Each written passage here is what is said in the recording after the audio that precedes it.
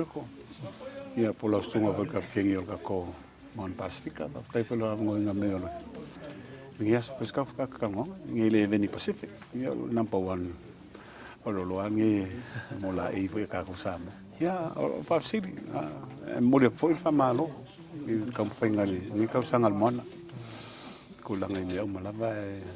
nangongal mika o ngol kula i mai o ka kengi fo o ka ko au. Mon Pacific.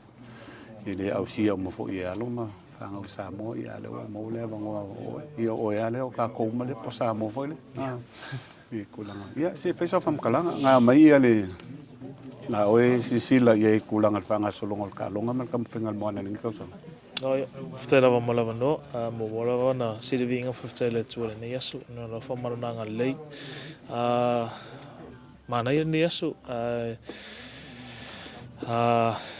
pe tu sai ma tapenanga le neva yasu ia lo solonga le me uma tapenanga la uso e meset pulenga looking forward for ia le uso le matalonga le sa tsa ia i fasa ni tu mo le pai vas fo pa ia pa lo faso le me ia malo me ko la i kulanga lo kapkeng il au fo ia Silvia fo ia o yo si mo e ko fia la sa mo le ka ko sa mo le ko la la mai ka u e lo mo ki ngo se sengu mela e ko kere la la ia over o kere nga uso ia sa fiola ma fanga ngai ia sa mo fiola lo ngai si so nga i sa mo move ma ngai na ko ai ia la sa mai ka o ia me ko pe fa ya ko ele sa mo le mi mikam fia dengan ka sa mo ka ko wala lang ya ko sa yo lo kula i me ka ke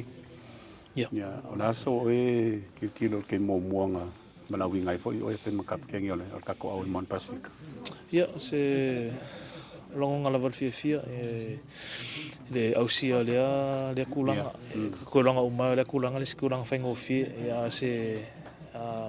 se vango ka o fo i renga ko o ngi le nga ka uso lo kan fai mai ma ai renga ka le ko o system ne pengo fa ku ele se kulang fa ngofi ya fa mo da vom e me o le ri renga ka le uso le na ko Mon Pacifica e renga o samo renga ka le ka Mon Pacifica e pe le se mi ka ya ke e renga ka le representing o le o Samoa. Ia e nga kadeo ka konfanga o i le Pasifika ko so i le mama e kia pa lava me o le whaero o ngaruenga i konga le au ia me se foi le try my best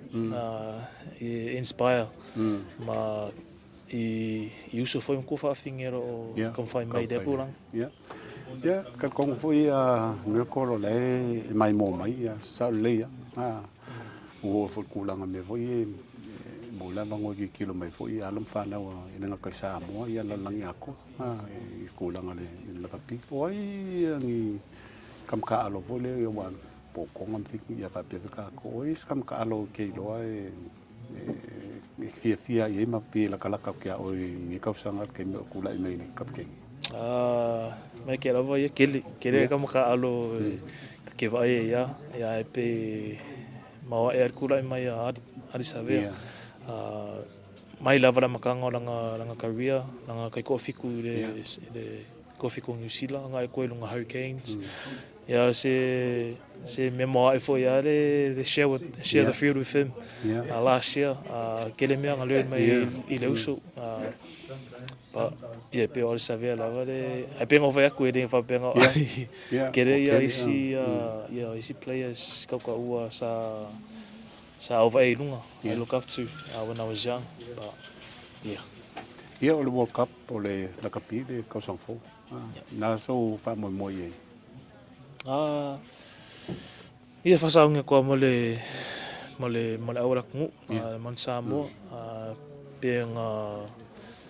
e qualify le la ka sang ke aku fifianga vele le nga kai kamaka alo e misir ko e qualify mo le World Cup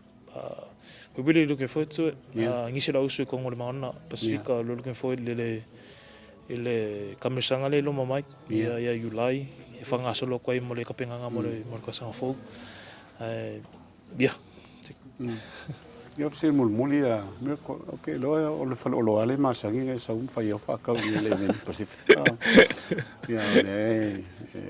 fia la fo ia la whenga lunga le vai a koe o mai fo i ngai ma. Ia man kako au le Mon Pacific a waka singi o la kongi o lango inga fo ia la e ma me o mai whai o te ngā kulanga. Le loma ia le tisinga fo i Samoa. O se aso fo i whamaka kuinga kako a kuko kasi. Nā sau kala e whai a whawhomena. Eo se mikanga kerela i le ngaka New Zealand ei. Le iai o le eveni i ngei o kilang. O kele i lofo i asa i isi whare loa e le ngamako mai la makanga le makara season. But yeah, peongo whai aku le kapenganga fo i le bumora waka kapenganga Moana Pasifika le whai unga nei season a ngai aku mo le mo le testa you like mo le man Samoa whangasolo koe mo le ipola lang ia e mi lava le langolang sua ale kako akungu Samoa pele loko langolango e kam whangau i le ngaka ngei New Zealand ia so se ka whangi lau langi ro i lupa whalele inga mese o ngu mai ka le sia pese mikanganga ia mako pese ning o Samoa ia pe meanga le look for mai le ka ko me sili lo mo vango ko qualify mo World Cup but yeah another thing looking forward to other players coming through ngisi uso o ka fai mai kia mai le ngaka Samoa e ngaka ngeo isira ia fukaira mo ngias ia ka lava meko ia mangia ia le ka longa kai au ia mai famalulu foi kako au le Hurricanes ke lola mo ko i pau ia le ia ko mai ale kako Man Pacific kai au good luck ki mangia kele fa mo nge ka usanga ko ale kako Man Pacific ia me se foi ka penga ku i Man Samoa ke nge ka usanga me se foi World Cup